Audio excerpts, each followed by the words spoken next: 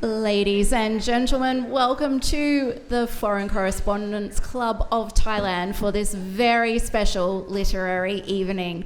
My name is Lisa Martin. I am a Southeast Asia correspondent with Agence France Presse. I'm also the president of the FCCT. Now, tonight we have a very, very special guest with us. Please put your hands together for Thai American author Mai Nardone.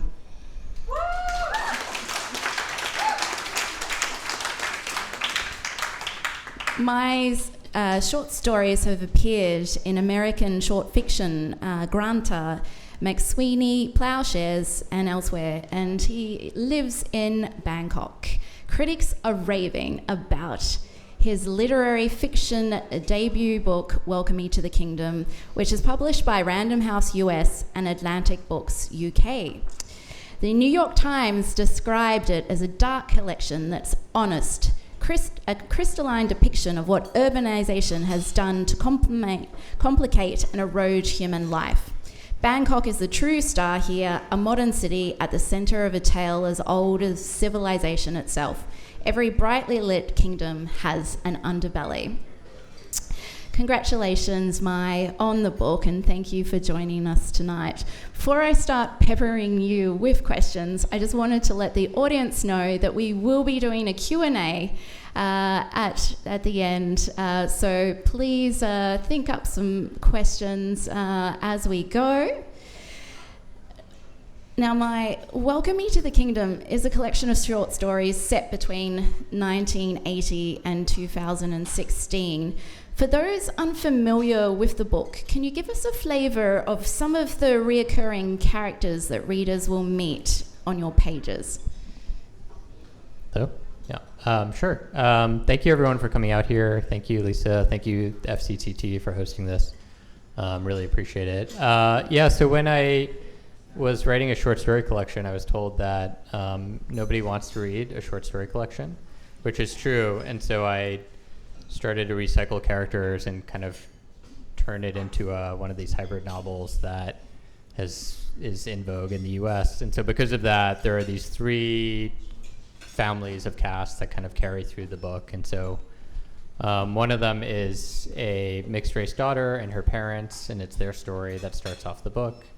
Her mother's Thai, her dad is an American expatriate. The second one is two boys who start off as orphans, and we kind of see their evolution and they kind of grow up together. And the third family is a Thai Chinese family and another who gets involved with another family that owns a Elvis themed bar in Bangkok. And so starting in 1980, more or less, and going forwards in time for the next 30 years, we're following these different characters as they age and change across Bangkok. Your stories shine a light on two very different faces of Bangkok.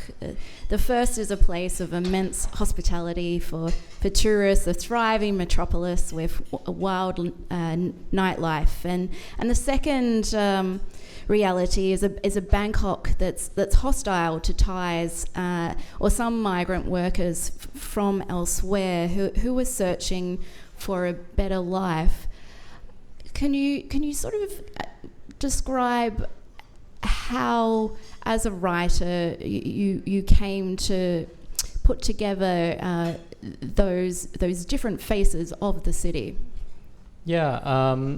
So I had thought originally that I was going to write a book that was, and it kind of is, that was centered on the 97 financial crisis in Southeast Asia, and that was sort of a big part of my middle class kind of Thai Chinese mother's family story, and it was this cataclysmic event for them. And so when I was writing the economic story behind this book, I was thinking about that event and how that shaped that generation and going backwards.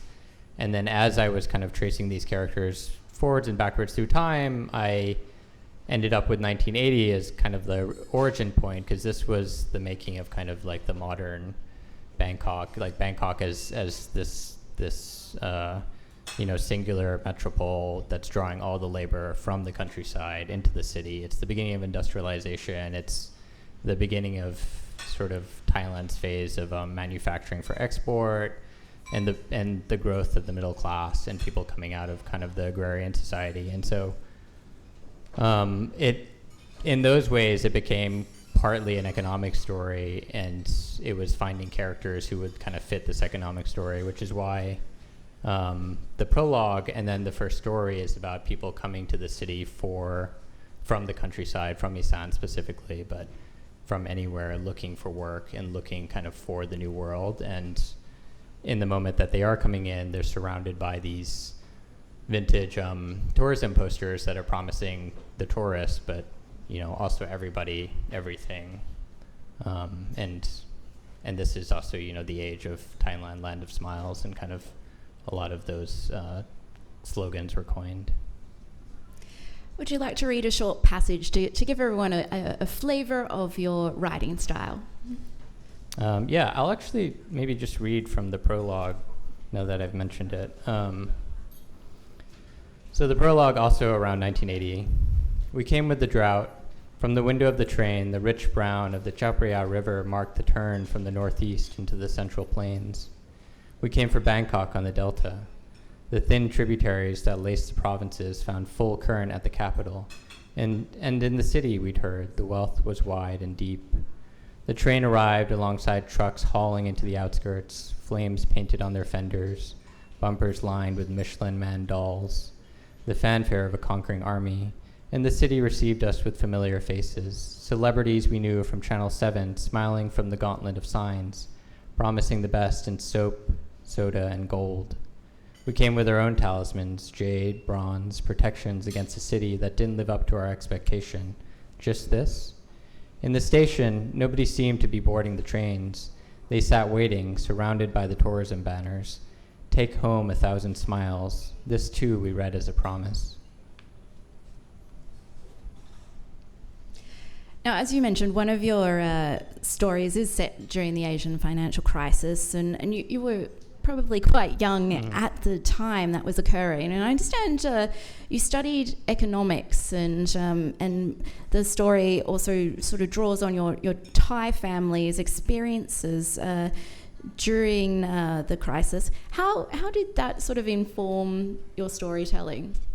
Yeah, so the story, how it takes place in the book, it's a character, the mixed race daughter, who's in an international school like the one that I went to, a British international school, and the financial crisis arrives, and she's in her teenage years, and she kind of sees the upheaval tear through her family. For me, I was 8 years old maybe at the time of the 97 financial crisis, and so a lot of this context came to me later, either studying it in college or even just hearing the story retrospectively from my mom. And so it was just trying to kind of like recreate some of the uncertainty of those moments when a lot of, again, like the newly middle class Thais, sort of this rising, like both all of my mom's siblings pretty much worked in a tech company that they founded at the time with dollar-denominated debt, as a lot of people had, and suddenly, overnight, they owed twice as much, and the dream of globalization that had started in 1980 sort of finally ended abruptly in 97. And so it was about sort of like trying to recapture that moment despite, and maybe relearning that moment as well, just because I was so young at the time and I didn't realize, even though there was this kind of upheaval in my own family where my mother ended up in Singapore for work because the economy here was so bad, and that was like there were still opportunities there, especially with American companies like the one she ended up at. And so it was just like this big moment that I felt like I wanted to capture, but I wanted to capture it through a family dynamic and not necessarily just tell an economic story. Now, you went to school in Bangkok and high school, and then you went to the US for college to do a master's degree in creative writing at Columbia.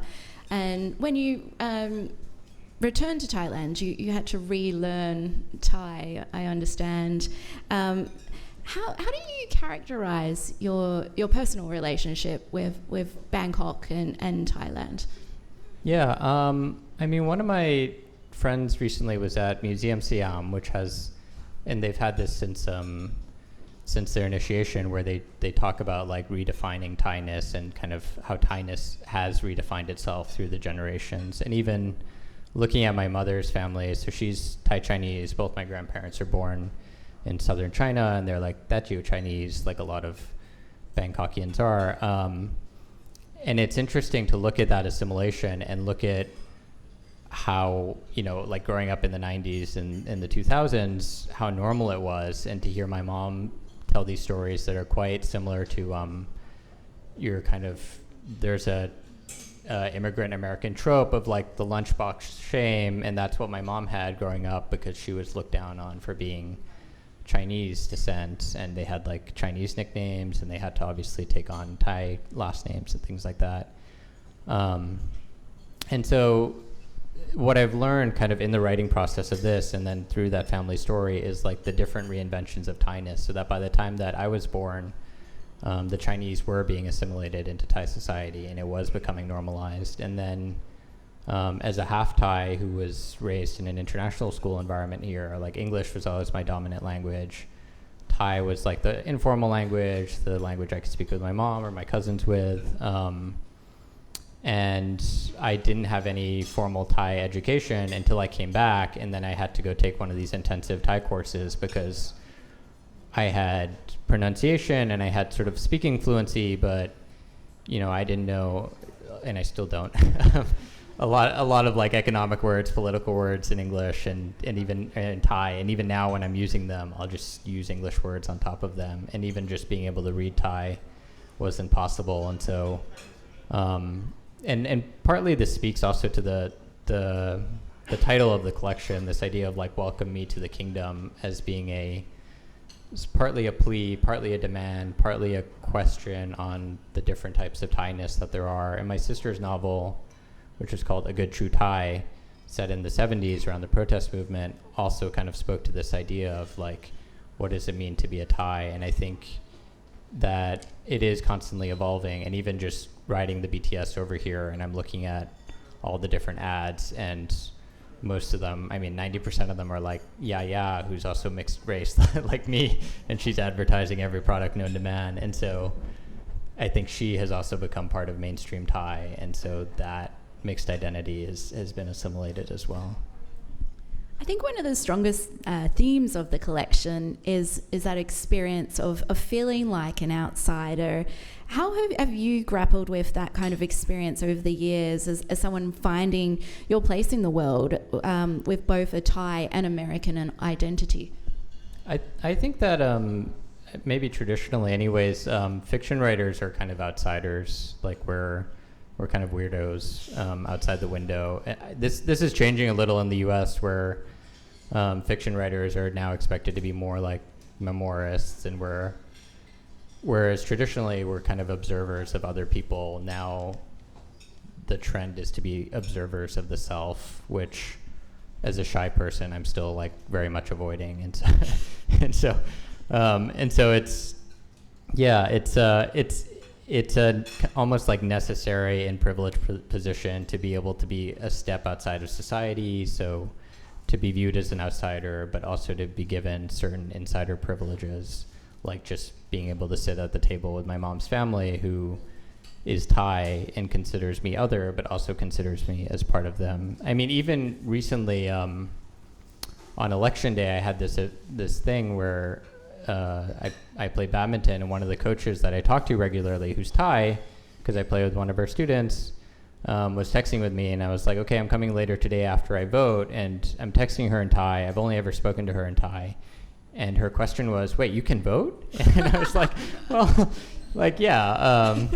And so there's just this sort of doubleness and this double think that both I engage in and other people engage in when they interact with me. Inequality is so deeply entrenched in Thai society, and there's a strong sense of powerlessness among many of your characters.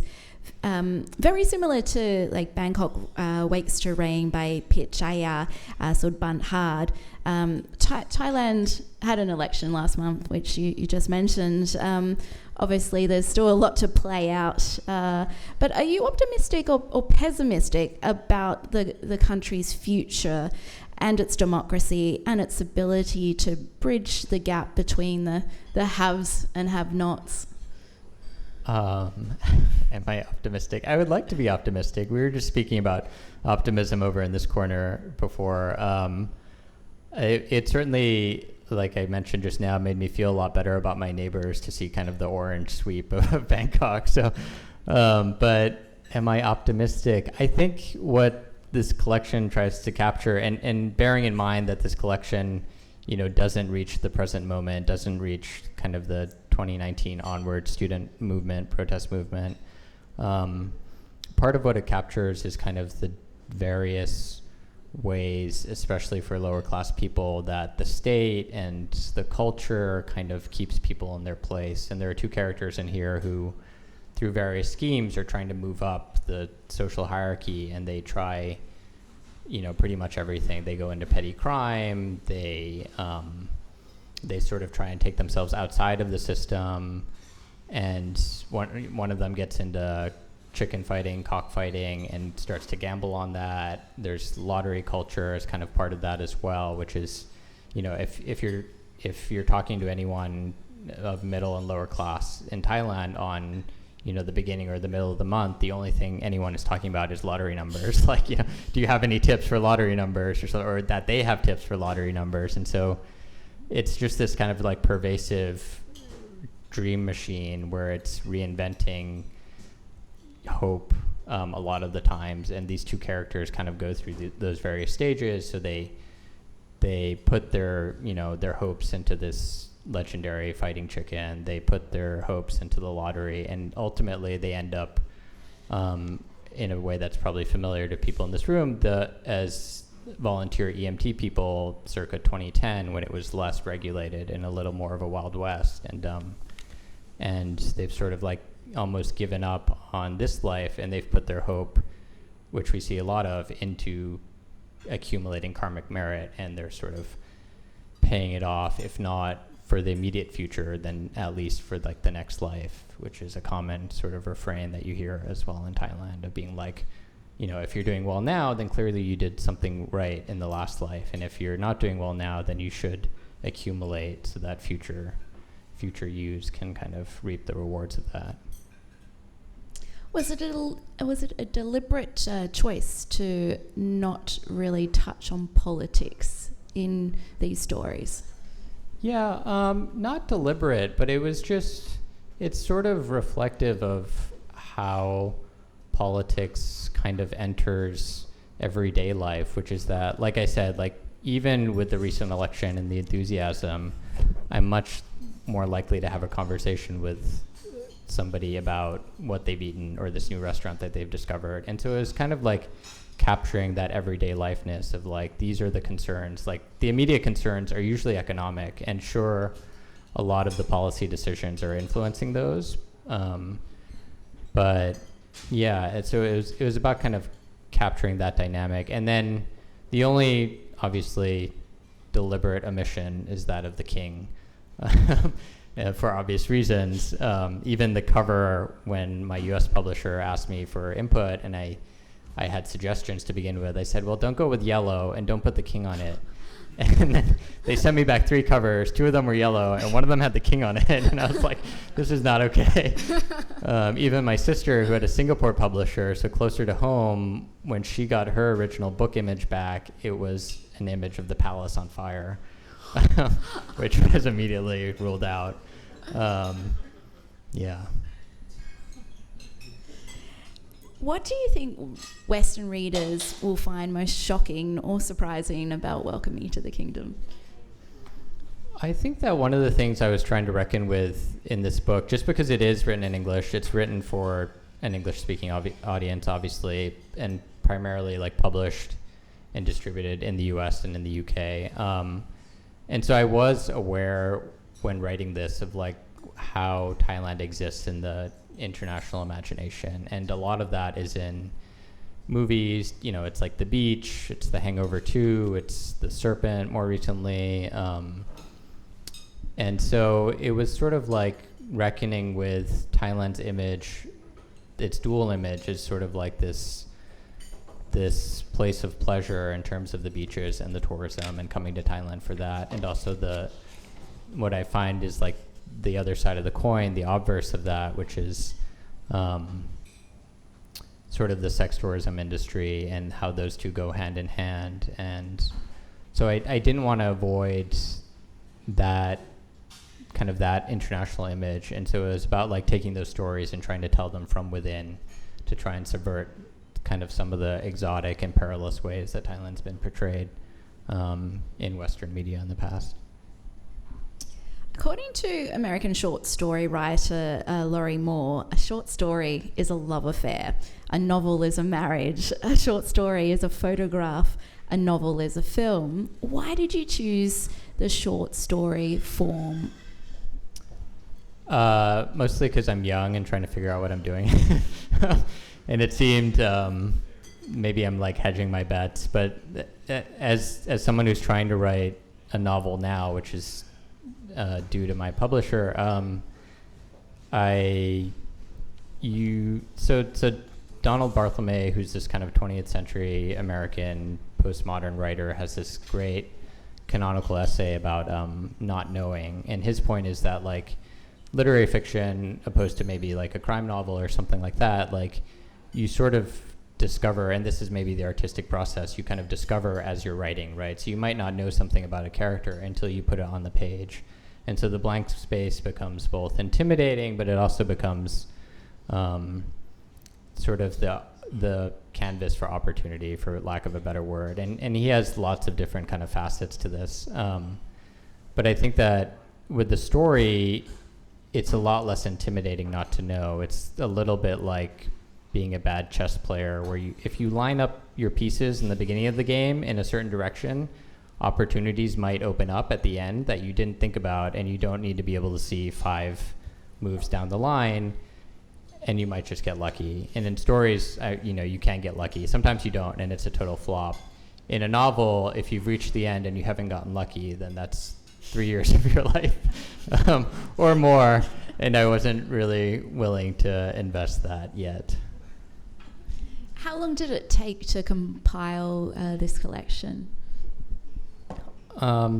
Just because I was doing different things as I was writing it, it kind of came together over 10 years, and stories kind of came in and out. Some of them were published before, a few of them were written at the end.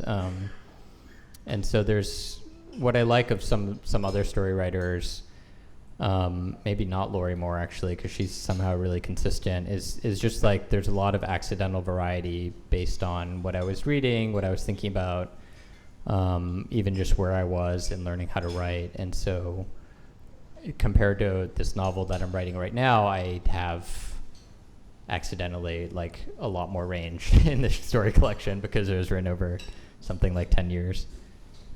Can you describe your writing process? A little desperate, a little haphazard. I think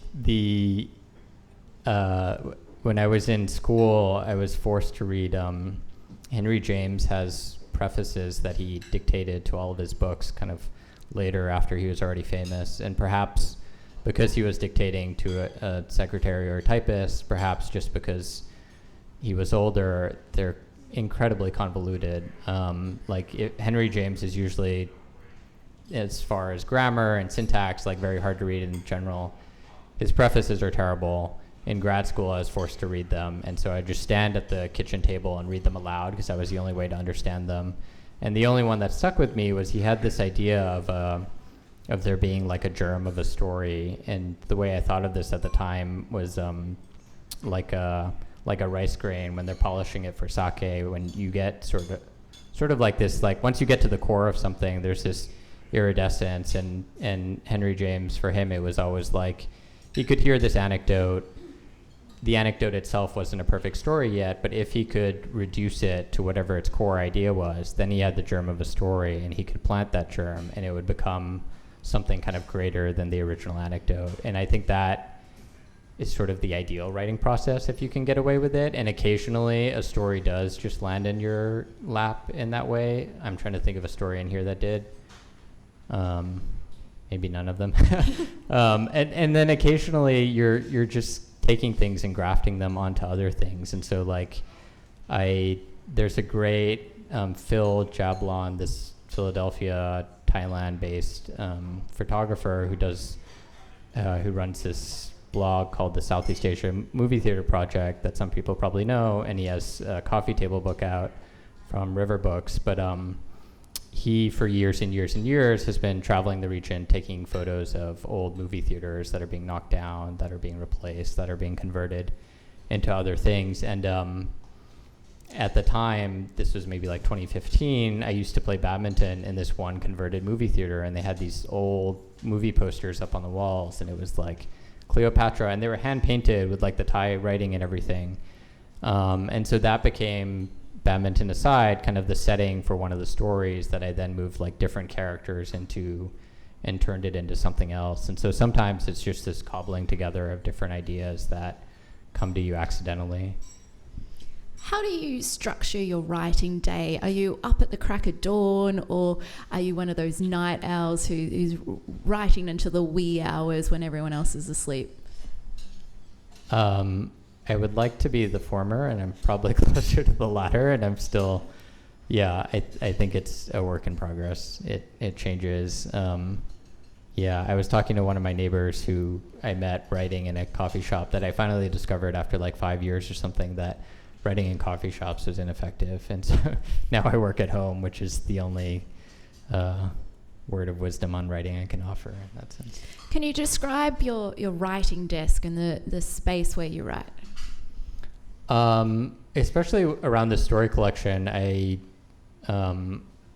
it might be a superstition, it might be real, but I have a belief that I like work almost like as osmosis. And so if I'm reading somebody who has a particular voice or style or something like that, if I can just saturate myself enough that I'm sort of channeling them, then I'll read a lot of them until like I'm making tea in the kitchen and I'm narrating it in a third person voice that might be like, Stuart Dybek or something. And then I'm trying to write a story that's channeling kind of that voice, which is also why there's so much variety in here, in that I was just working off a lot of different inspirations. And so usually it's whoever I'm trying to steal from, really, like the greats. And so it's just a stack of books of people that I love.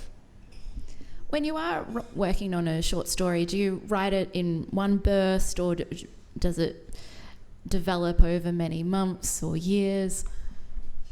There's an American writer, Richard Ford, who's like an old guard. He's probably in his late 70s now, and he's very popular in France for some reason. And he's kind of this Americana writer, but I was in one of his classes once, and he said this funny thing. He was like, yeah, stories are great because, you spend 3 days on them and then they're done. And I was like, what? 3 days? And so they come a lot slower than that. On the other end of the spectrum, another old great American writer, Deborah Eisenberg, will spend years working on a single story. And even just, her process apparently is that she sits down at her desk and she writes by hand. And she doesn't have to produce fiction, but she can't do anything else until like a certain amount of time has passed. So either she's just sitting there bored at her desk, or she's writing fiction, and inevitably like the fiction kind of wins out. But despite that, it still takes her maybe like 6 months to a year to come up with one story. And her collected stories is really the work of like decades and decades of her doing that. But for me, I'm somewhere in between. One of the criticisms of a lot of male writers is how they write female characters. And one of your short stories covers a backyard abortion and a miscarriage. You also write with a lot of nuance and sensitivity about Thailand's sex industry. How do you approach writing in the female voice for your characters?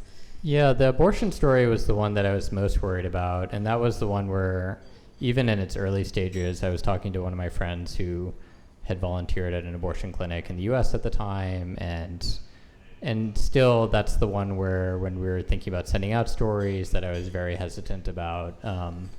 So that one I still have a lot of trouble with. Some of the other stories, again, it's just this idea of like channeling different voices, and so if I can read, I mean, maybe accidentally, I'm already reading mostly women writers. I think that, like, I mean, so there's a certain generation, like the Philip Roth generation in the U.S. that are, you know, they're in like their late 80s, or they're recently dying, and all these obituaries are being written about them. But I feel like now is like the heyday of these women writers who I like Tessa Hadley, who came, I don't want to say came of age, but I don't think Tessa Hadley started writing even until she was in her 40s. And so there's just like a lot of great women writers out there who I'm reading accidentally, and I like to think that I'm just channeling whatever they're doing into the work and trying to do it in a good way. That said, it really helps that my editor is a woman, and if I'm doing something wrong, hopefully she can call me out on it. So far it's been fine, but even, it's a lot of what I'm reading, I think. How would you describe Thailand's literary scene? There's a lot of buzz about Pim Wangte Chawat's debut novel, The Moon Represents My Heart, which is being optioned by Netflix. Is the Thai literary scene having a moment right now on the international stage? Not that I know of. Maybe. I mean, my understanding of her book, it's obviously not out yet, but it doesn't have anything to do with Thailand, and so even though she's a Thai writer, it's sort of like a Sino-British kind of novel, time-traveling novel, right? And so, and I think probably drawing on like some Thai-Chinese roots there. I'd like to think that it is, but given that, especially in literary fiction, the epicenter is still New York City, and you know, for various historical reasons, partly because the U.S. did not wage war in Thailand, even though they had bases here. There's no large diaspora community in the U.S., and so whereas like the Vietnamese American community has produced a lot of literature because there is kind of a critical mass and there is an audience for it. Same with South Asian. I just don't see the interest in Thailand still, which is to respond to your question about politics as well.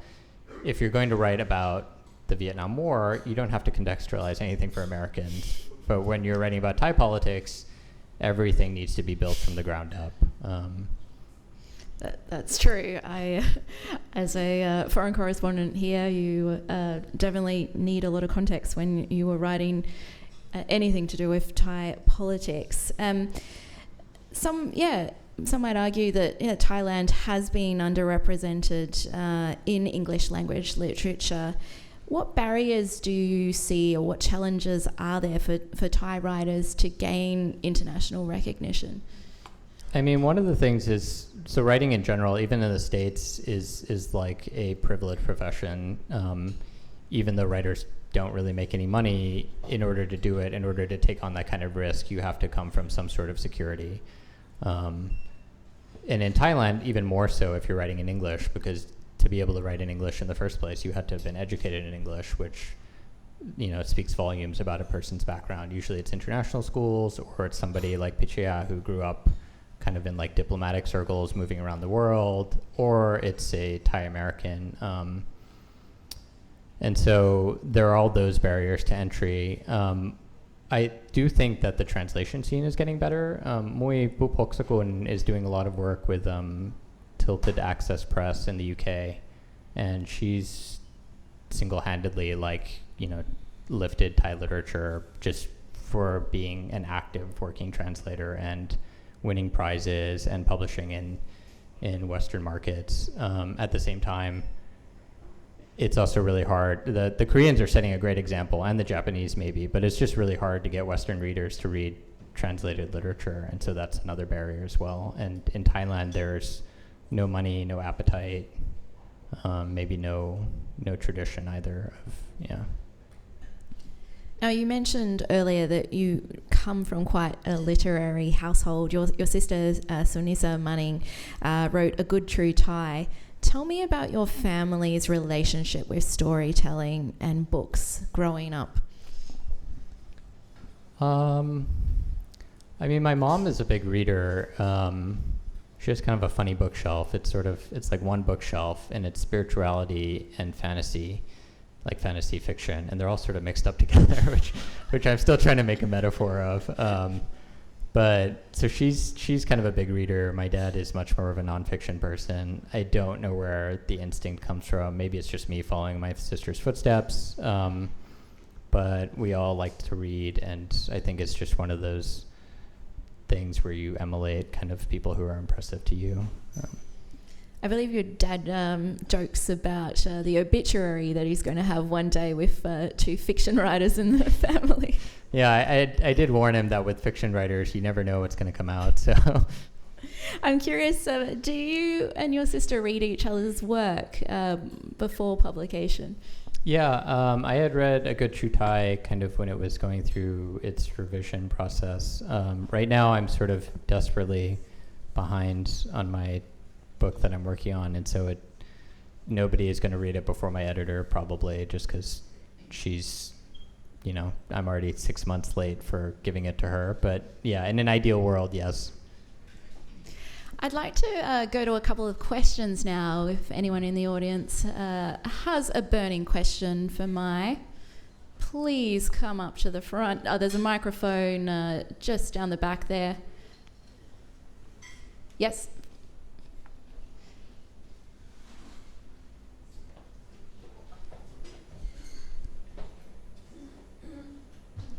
And if you could introduce yourself, and questions only, not comments. Thank you. I'm Kim Atkinson, former UN editor here in Bangkok for most of my adult life. I was curious, 2 things to go back to the cover of your book and the title. First of all, the cover, did you have any input into the imagery there? And the second one about the title, how is the setting or the environment that you write about, how does it constitute a kingdom? Why would you use kingdom when you're not even talking about the king? Yeah, the cover, not so much. The work, the sort of original image is by a Thai illustrator, and they pay him for the image, and then they sort of add some elements that are from the story. Like I've got like an Elvis on the cover and stuff like that. So writers, depending on your clout, and I have none, and like one of my friends who's a bigger deal writer definitely can push back with their publisher. With mine, it was just what they thought would do well on Instagram. Kingdom also, because of the reference for the foreign audience, in that Welcome Me to Thailand sort of sounds, like a guidebook or something like that. Whereas once you use the word kingdom, it limits the territories that it could be, to be honest. And we were trying to look for something that was specific to Thailand, and Thailand being this kind of constitutional monarchy-ish kingdom worked. And then in the context of the title story, which is about 2 Thai women, one who's much younger, one who's much older, and they're kind of roaming the world trying to find their own place. The word kingdom is used to talk about like a man's kingdom. So king is in like a patriarch as a man at the top. And so the older one is teaching the younger one about what it is to exist in a man's world. And so that reference is also in this title, because that's where the title story came from. Imagery on the cover, you've got a foot, which is in plain view, which is very obviously a slur. Yeah, I mean, like I said, this is a Thai artist, and this isn't even I don't want to get into it. This isn't even I had agreed to a different image of a dancer on the front that I liked a lot more, which apparently had some sort of copyright, and so he had to change it, and a lot of this is out of my hands. for suggested covers. I sent them a lot of very cool black and white, minimalist, Thai modernist architecture, and yeah. But it stands out. Yes, but for people who look at images and try to extract meaning from it, you have a play there, you have a foot and you have a cape. So you're dissing it in the content. I mean, it's out of my hands. If people want to read meaning into that, This is what yeah. critics do for a living, so you gotta put up with it. Yeah, I mean, Let it go. well, if I'm so lucky to fall on the wrong side of the censors and this kind of makes international news for the foot and the king in the title, then I will be very impressed. But I also just don't think, I'm small fry. The book is small fry. It's not that important. Thank you. Do we have other questions?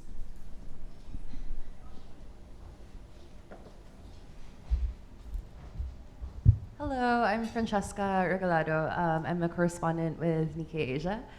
So given the insularity and the inward-looking nature of the literary market in the US now, what was it like for you pitching the book, and what do you think hooked your editor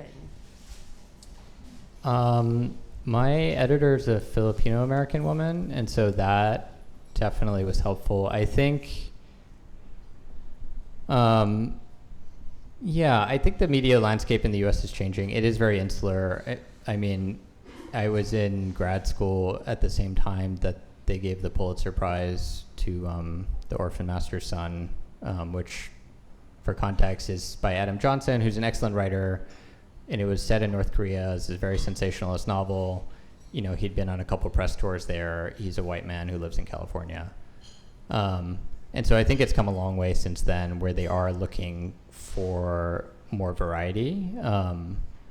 That said, like I said before, like anything that is coming from a place that is a little bit foreign, like Thailand, requires a lot of contextualization, requires a lot of convincing.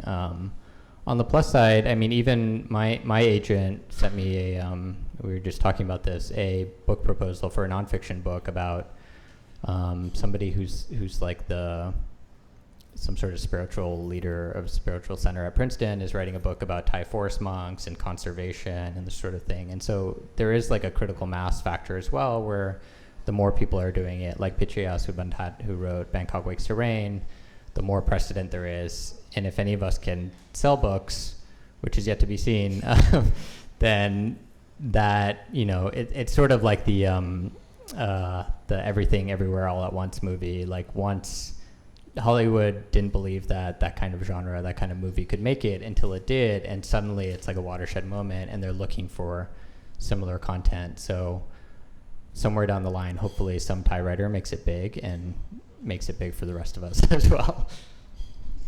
Do you think that it's going to be potentially possible to have a career as a full-time writer living in Bangkok, or will you have to keep a day job?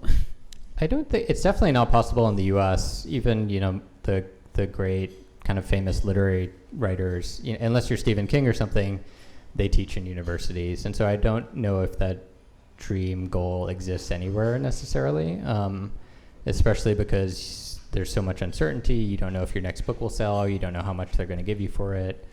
So I don't think that's a reality for most people.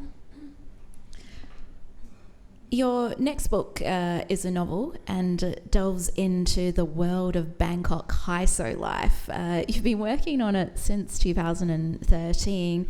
How is it coming along? Well, I hope.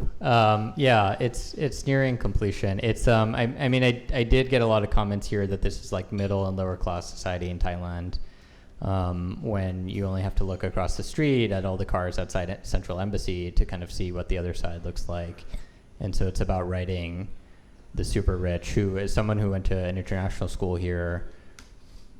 I see on social media even just a lot of my high school classmates, and even one of them, I regularly see him in Thailand because he's dating a movie star. And so it's about, the massive inequalities that have only gotten exacerbated under the current regime and just the way that crony capitalism looks like right now.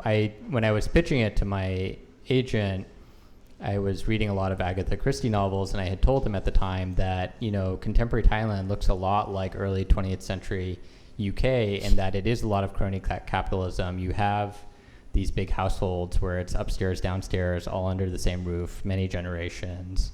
And I'm like, and there's just something interesting there. And so.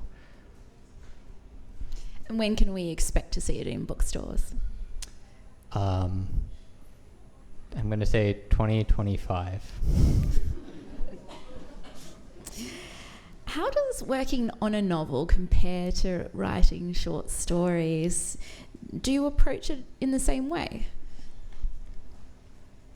No, in that I think that short stories, so novels are often talked about as being kind of expansive and therefore open to digression, and you can digress in a novel. You can have excess in a novel, where short stories are supposed to be very tightly controlled forms. But for me, the story is almost like a single story is kind of like one digression. It's almost like watching a really good jazz musician, where they know the chord or the chord progression, and they're just improvising on top of it. And because it's like a sprint, because it's so short, you can improvise the entire thing. Novels, as I'm discovering, don't work like that at all. And I have no idea how they work, so yeah.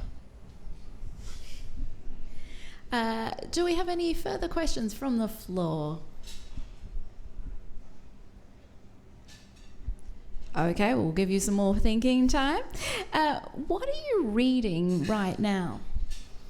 I'm reading a New Zealander writer, Eleanor Catton, the Booker winner, her new book, which was billed to me as like an eco-thriller, a plotty book. It's called Burnham Wood, and it's a big doorstopper, and it's interesting because I think there is a trend in contemporary younger people, millennials and below, writing, in that we include a lot of social media rant type things into our characters. And so whereas before American writers were often accused of not being political enough, of having too many, dinner table scenes, and it being a very almost like apolitical environment, I think that in response to social media, a lot of American writers are now, they've kind of gone to the other extreme, where characters speak in kind of long political rants. So that's what I've discovered about Burnham Wood so far.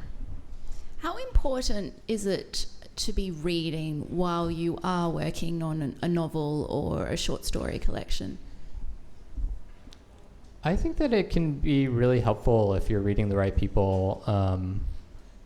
I don't know that, because presumably for most writers who don't have the freedom to be writing all the time, I don't know that you could be writing and not reading, because that might mean that you're never reading because you're always trying to write. And so for me, it's important just to kind of like try and keep up with some sort of contemporary scene and see what's going on. At the same time, like I reread Evelyn Waugh's Brideshead Revisited for the same reason that this sort of very privileged, Oxbridge boarding school kind of culture, I was just like, in the early 20th century UK, looks a lot like the super elites here, who incidentally also like to send their kids to boarding schools in the UK, often these same boarding schools. And so I was kind of reading that book again, and it felt strangely contemporary. And so sometimes books can surprise you in that way as well, like they become relevant again. Are you a Kindle or a physical book kind of guy? I do both. As someone with an American Library card, you can Kindle books for free, so that's really nice. Oh, brilliant. Yeah. I didn't know that. Yeah, you can borrow ebooks from your library, and I still have a library card from 8 years ago. Fantastic. I read that you also gravitate towards authors from South Asian countries who are writing in English. What is it about those books set in India and Pakistan that speak to your heart?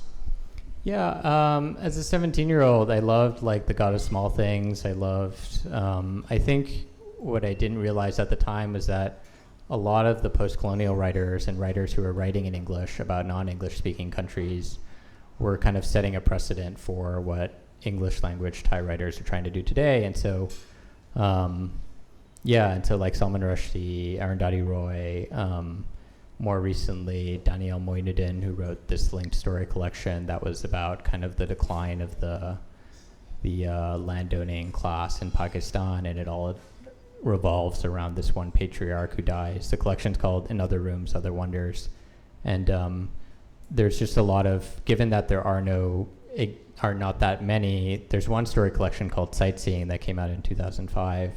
But there are not that many Thai writers writing in English, and so I was looking elsewhere for inspiration, and it turned out that South Asia was the place, just given the number of writers that come out of there. Now, you just mentioned that there aren't a lot of Thai authors writing in English, but I am curious, which Thai authors writing in Thai or English have sort of influenced your writing over the years? I don't know about influence, because so many of them have been recently translated, and so I've been reading Duanwat Pimwana's translations published by Tilted Access Press, kind of beside the Thais, and I think that those are good examples of contemporary Thai fiction, and I think there's a lot more to come. I think there is more of an appetite, and there's more money going around for translated fiction, but still not that many. There's another book I saw that recently sold by a Thai American about Thai characters going from Buriram immigrating to the US, and so we're starting to get that narrative as well. I think that book comes out in 2025. So it's the beginning, but there's still not that much out there. Now, do we have any questions from the floor?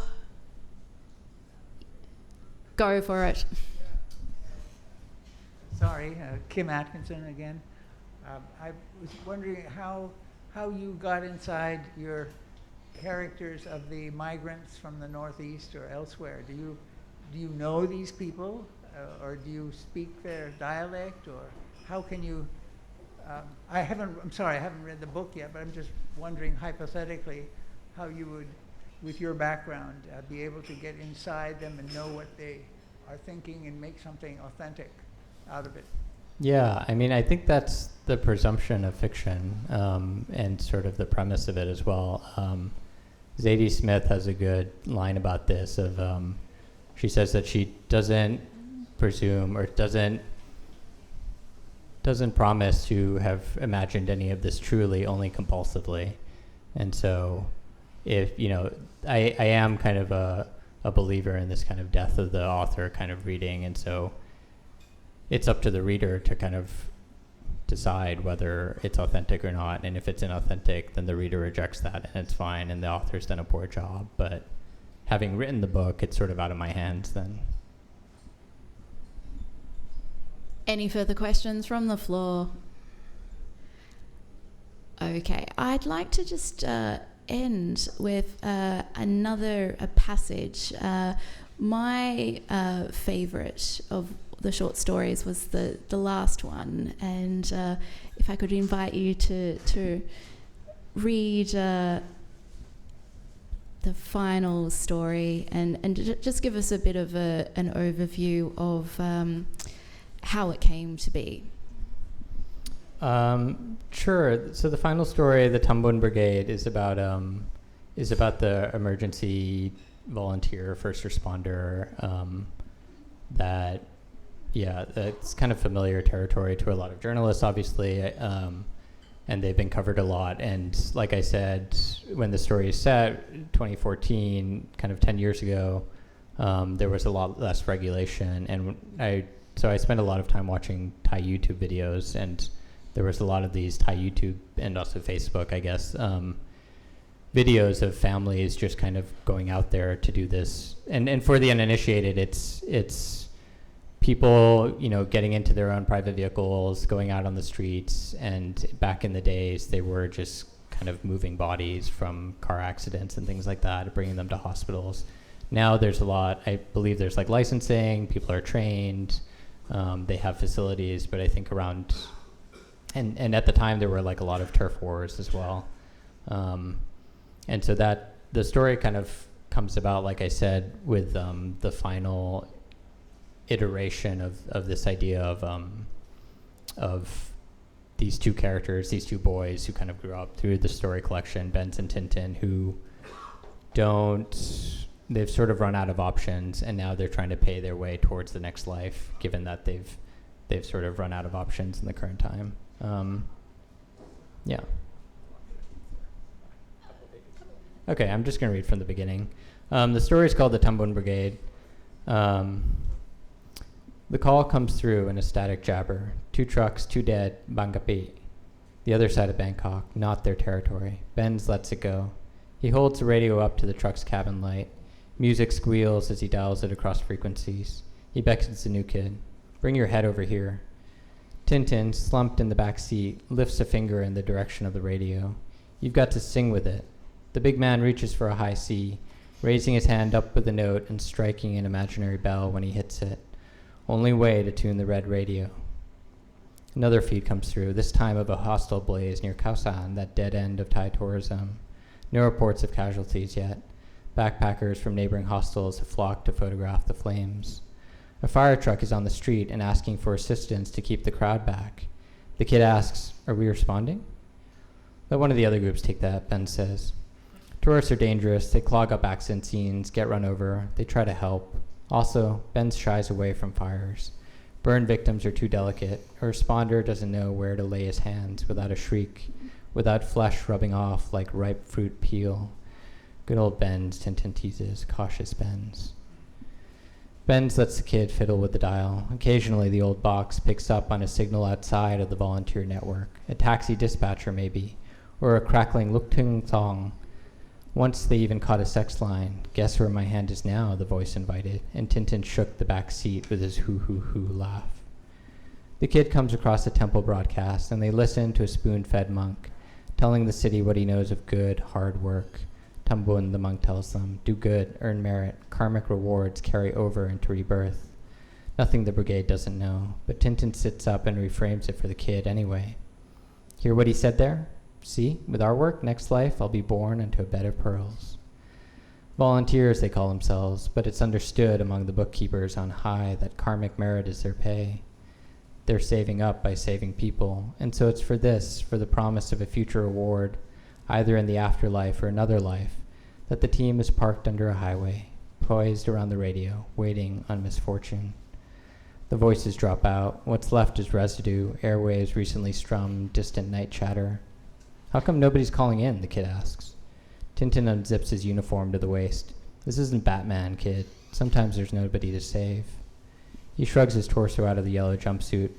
Heat's making me crazy. Fucking mosquitoes in this damn cocoon outfit. Another dispatch of a double motorbike collision. 2 dead and 1 injured. That's us. Ben starts the pickup truck. Tintin takes the radio and calls in the team's location. He gives the siren a good whoop, even though theirs is the only vehicle on the street.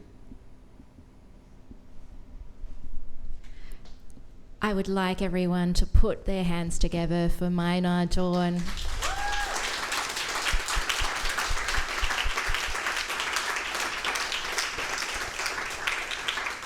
Now, Mai will be signing copies of his book tonight. There are, I believe, is some still for purchase at the front desk. But yes, please feel free to come and meet the author and have a chat. Thank you all for coming tonight for this very special literary event. Just flagging that tomorrow night at the FCCT we have a family night. We're launching our new children's menu. If you have munchkins at home, bring them along. There will be a colouring in competition and board games to play. There's also pub trivia on June 23rd, so mark that in your calendar. I've been Lisa Martin. Thank you so much for your attendance and have a lovely evening.